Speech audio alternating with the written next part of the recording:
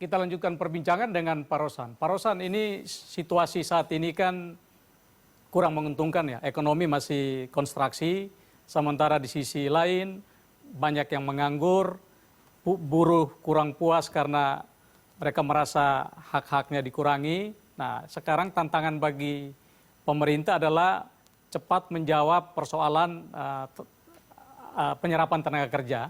Nah, ini dari sisi pengusaha, apa yang dilakukan pengusaha supaya bisa membantu membuat undang-undang Ciptaker ini dirasakan manfaatnya oleh buruh, Pak? Ya, tentunya kita dunia usaha, ya Kadin dan asosiasi lainnya, kita harus melakukan sosialisasi ini, menyampaikan hal-hal yang benar, hal-hal yang tercantum di dalam Omnibus Law ini. Ini harus kita sampaikan gitu. Karena kalau kita lihat sekarang yang banyak beredar itu banyak yang kurang tepat atau misleading mengenai Omnibus Law ini. Nah, karena ya memang kita harus melihat itu dan harus kita baca gitu ya. Atau paling tidak kita minta orang yang mengerti untuk memberikan poin-poinnya kepada kita dan kemudian kita sosialisasikan. Karena kalau kita lihat ini ya tugas kita semua nih mensosialisasikan Omnibus Law ini. Bukan hanya pemerintah tapi kita semua, sehingga teman-teman serikat pekerja, buruh, adik-adik mahasiswa itu mengerti bahwa ini dibuat untuk kepentingan kita semua, bukan hanya untuk kepentingan pengusaha, bukan hanya untuk kepentingan buruh atau untuk kepentingan adik-adik mahasiswa saja. Ini untuk kepentingan kita semua gitu. Nah, dengan begitu saya mengharapkan semua pemahamannya menjadi seragam, menjadi sama, dan mengerti inti-intinya terutama dari Omnibus Law ini. Jadi itu mungkin harapannya, dan itu adalah tugas dari dunia usaha dan juga kita semua termasuk seluruh pemangku kepentingan. Ya. Pak Rosan, ini kita pindah agak lebih luas ya. Ini kuartal kedua kita sudah konstruksi 5,32, kuartal ketiga kemarin Ibu Menkeu sampaikan konstruksinya bisa sampai 2% ya. Artinya kan kita 2 kali berturut-turut kita masuk ke resesi. Nah, bagaimana pengusaha melihat kondisi resesi ini dan apa yang harus segera dilakukan pemerintah, Pak? Oke, kalau kami dari Kadin terutama kita sudah melihat bahwa kita akan jauh-jauh waktu sebelumnya kita akan kontraksi di kuartal ketiga ini. Dan di kuartal keempat kita akan membaik ya, walaupun totalitasnya sampai akhir tahun kita masih minus kontraksi juga gitu ya. Nah, kita melihat memang di kuartal ketiga ini kita akan mungkin -2 bahkan sampai -3. Tetapi yang paling penting kita lihat adalah, tapi kan kita tahu di kuartal kedua itu kontraksi yang paling besar. Paling tidak trennya kita membaik ya, dari -5,3 kemungkinan ke -2 something, dan harapannya di kuartal 4 itu minusnya lebih sedikit atau bahkan bisa plus. Nah, tentunya kita juga menyadari bahwa recovery-nya ini juga tidak bisa semerta-merta langsung cepat gitu. Ya, ada beberapa industri yang bisa cepat, ada industri contohnya pariwisata yang mungkin akan takes time untuk recovery-nya.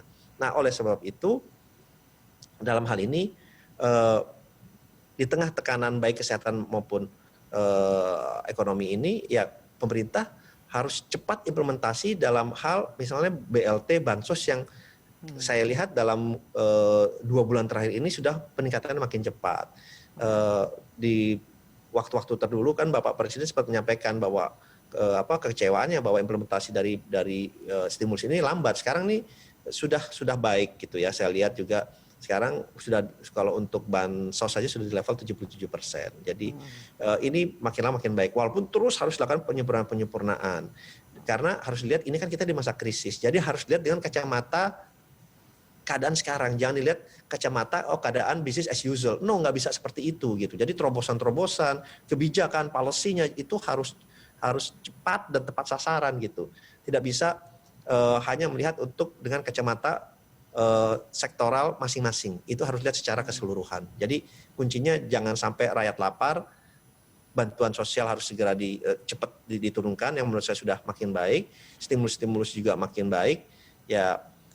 Dan tapi di satu sisi juga penguatan UMKM ini juga makin baik, Walaupun korporasi justru yang masih ketinggalan nih dalam hal stimulus. Kita lihat pembiayaan korporasi masih 0% kan pencairannya.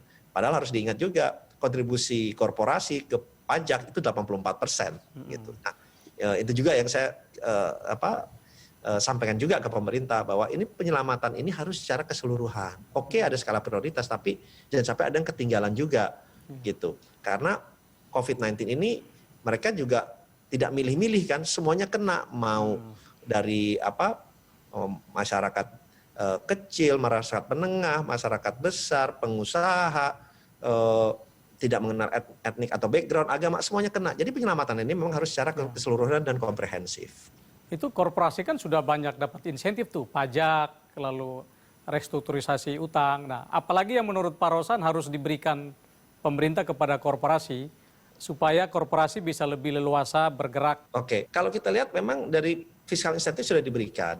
Tetapi kita lihat lagi nih, Mas, penyerapannya masih rendah, masih di level 20%. Ya, kenapa? Kembali lagi yang saya sampaikan tadi, harus dilihat kacamata sekarang. Kalau semua aturannya untuk mendapatkan insentif usaha itu, fiskal ini sangat rigid, sangat kaku, ya penyerapannya jadi rendah. Padahal dunia usaha ini sudah sangat berat pada saat-saat sekarang juga gitu ya, tidak gampang gitu. Nah, oleh sebab itu yang harus disempurnakan gitu. Dan next step-nya apa sih? Ya sekarang juga walaupun demand-nya masih lemah, penjaminan dari pemerintah kan juga sudah dikeluarkan untuk UMKM, itu sangat bagus. Nah, untuk dunia usaha juga ini sudah baru mulai berjalan. Nah, oleh sebab itu kita sih melihatnya sampai 2020 kan memang anggaran yang 650 triliun ini kan, 695 triliun ini kan harus habis di 2020. Tahun depan masuk anggaran baru. Nah, tetap yang masalah kesehatan menjadi hal yang sangat utama yang harus kita tanggulangi bersama-sama. Ya harapannya vaksin bisa segera kita dapat, kita bisa segera suntikan kepada terutama kepada tenaga kerja yang bergerak di bidang kesehatan. Pak Rosan punya prediksi dunia usaha kita makin bagus pulih itu tahun 2021 sudah itu, atau kita masih mengalami konstruksi terus, Pak? Kalau saya lihat dan juga inline dengan banyak survei yang dilakukan oleh institusi asing maupun oleh pemerintah, ya kita sih akan rebound di tahun 2021 ini karena kita baseline-nya kan memang udah rendah di 2020. Jadi di 2021 ya insya Allah kita akan rebound. Saya tidak melihat di tahun 2021 ini kita masih pertumbuhan negatif, kita akan sudah pertumbuhan positif. Ya, dan kalau kita lihat juga dari banyak negara kan untuk vaksin juga sudah mencapai phase ketiga atau phase terakhir gitu ya. Baik negara di Eropa, Amerika, China, Jepang, ya harapannya vaksin ini bisa ketemu dan ini akan menimbulkan keyakinan, kepercayaan dan ini akan mendorong faktor demand. Karena sekarang yang kena kan supply and demand. Untuk mendorong demand itu lebih sulit daripada mendorong supply. Kalau demand ini karena berhubungan dengan rasa kenyamanan, rasa kepastian, dengan sektor kesehatan. Nah, oleh sebab itu dengan adanya insya Allah vaksin ini, faktor demand bisa bangkit, faktor supply-nya juga yang sudah banyak diberikan insentif oleh pemerintah ini juga bisa makin bergerak. Karena kalau supply-nya jalan, demand-nya nggak ada, ya tidak optimal juga. Seperti itu, Mas. Bisa diasumsikan bahwa dengan hadirnya Omnibus Law ini, itu bisa membuat kita cepat rebound secara ekonomi di tahun depan, Pak? Ini akan sangat membantu. Memang Omnibus Law bukannya jawaban untuk semua persoalan, tapi ini adalah jawaban untuk sebagian besar hal-hal yang perlu disempurnakan di kita yang berhubungan dengan investasi dan penciptaan lapangan pekerjaan. Saya sangat meyakini itu. Memang kuncinya adalah bagaimana setelah Omnibus Law ini adalah aturan turunannya yang memang harus senafas dengan Omnibus Law ini. Jangan sampai aturan turunannya itu agak bertentangan. Itu yang pertama. Yang kedua adalah tentunya sosialisasi yang harus dilakukan secara masif, cepat, baik dan benar. Ya, dan tentunya yang berikutnya bagaimana kita juga harus berperan aktif meyakinkan mereka bahwa di Indonesia ini bukan hanya dari segi peraturannya saja, tapi kita mempunyai banyak kelebihan dibandingkan negara-negara lain, seperti yang saya sampaikan, dari segi size ekonomi, dari size market, dari size tenaga kerja bonus demografi, dan juga dari akses-akses lain yang bisa membuat investasi makin menarik ke Indonesia. Oke. Pak Rosan, terima kasih banyak atas waktunya. Terima kasih, Mas. Pemirsa, demikian spesial interview. Sampai jumpa.